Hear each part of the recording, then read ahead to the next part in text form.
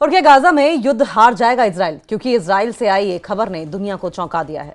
Report के मुताबिक Gaza में इजराइल के बहुत से सैनिकों की मौत हुई है और अब वहां सैनिकों की भारी कमी पड़ने लगी है। रिपोर्ट में यह भी दावा किया गया है कि इजराइल के नौजवान फौज में भर्ती नहीं होना चाहते।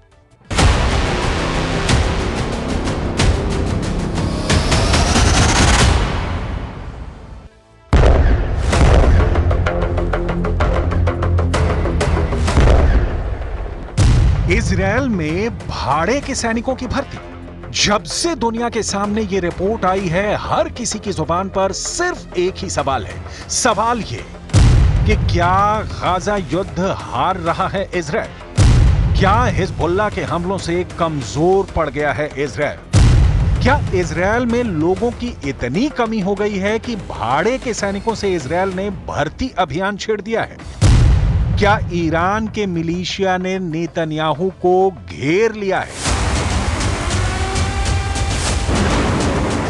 सभी सवालों के जवाब देंगे आपको, लेकिन सबसे पहले वो खबर जिसकी चर्चा दुनिया के हर देश के राष्ट्राध्यक्ष की जुबान पर है, जो खबर हर न्यूज़पेपर की हेडलाइन बनी हुई है कि नेतन्याहू की सेना कमजोर हो गई है, नेतन्याहू की सेना थक चुकी है, नेतन्याहू के सैनिक युद्ध करने लायक ही नहीं बचे।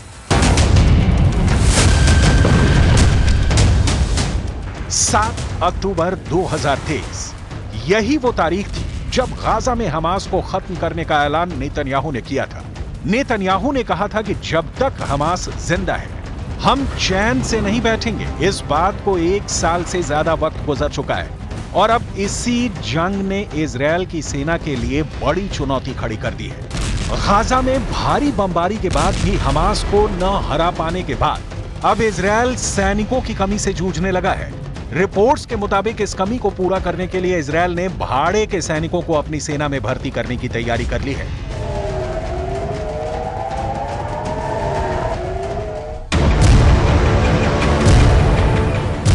गाजा जंग लड़ते लड़ते इजरायली सेना के हौसले पस्त हो चुके हैं।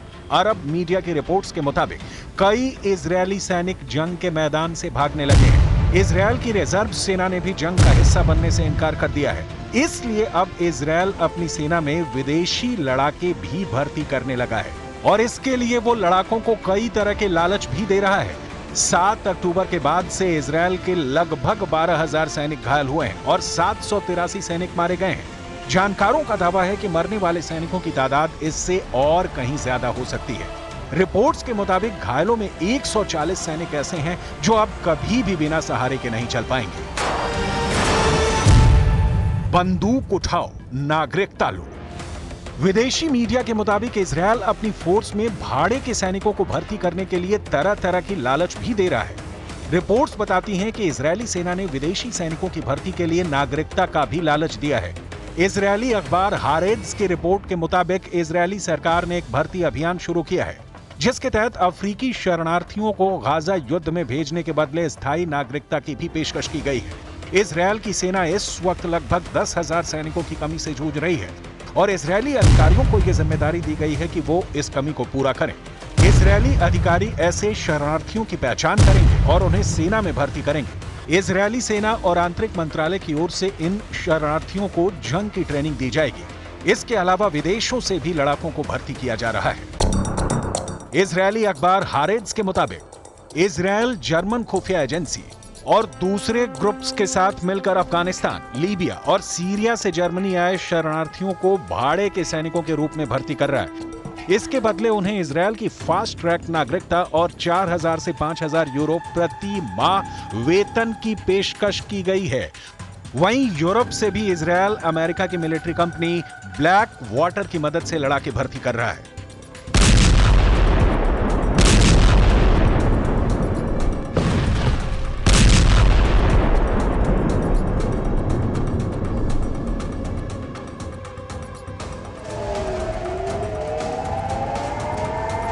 अब इस तस्वीर को देखिए। अभी 4 दिन पहले की खबर है जब आईडीएफ ने आधिकारिक तौर पर उत्तरी गाजा में मारे गए अपने सैनिकों के नाम और तस्वीरें जारी की।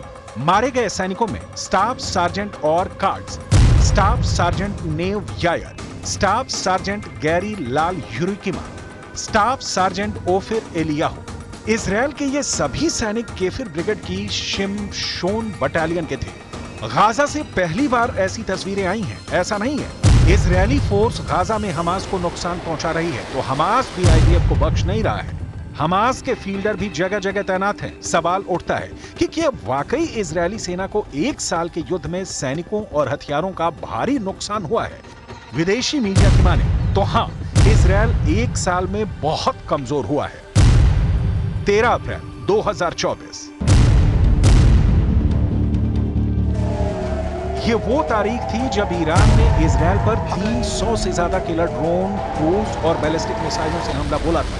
हालांकि अमेरिका भी इजरायल के साथ हमले का मुकाबला करने के लिए खड़ा था, लेकिन इजरायल की खुफिया एजेंसियां यह पता लगाने में नाकाम रहीं कि ईरान इतना बड़ा हमला करेगा। ईरान का हमला इजरायल की उम्मीद से बहुत बड़ा था। अमेरिका के F-15 लड़ाकू पायलटों ने ईरानी हमलों से मुकाबले के उस क्षणों को याद किया है। पायलटों ने बताया है कि ईरानी हमले के दौरान एक समय उनके पास फाइटर जेट में मिसाइलें खत्म हो गई, जिसके बाद उन्होंने बंदूकों का इस्तेमाल करना शुरू कर दिया था। अमेरिकी मीडिया को दिए एक इंटरव्यू में F-15 के पायलट ने बताया कि ईरानी हमले का सामना करते समय उनके पास हवा से हवा में मार करने वाली मिसाइलें खत्म हो गई, इसलिए उन्होंने फाइटर जेट में लगी बंदूकों से ड्रोन का मुकाबला किया। उन्हें इसकी उम्मीद नहीं थी जब लगा कि अब जान नहीं बचेगी।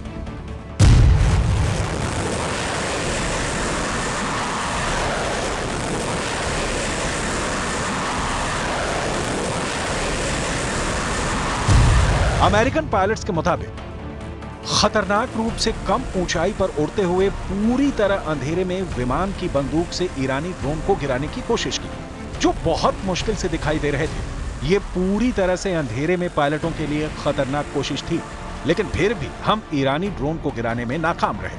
अब एक बार फिर ईरान इजरायल पर हमले की तैयारी में लगा हुआ है और बार बार ईरानी जनरल कह रहे हैं कि इस हमले को इजरायल की पुश्तें भी याद रखेंगी।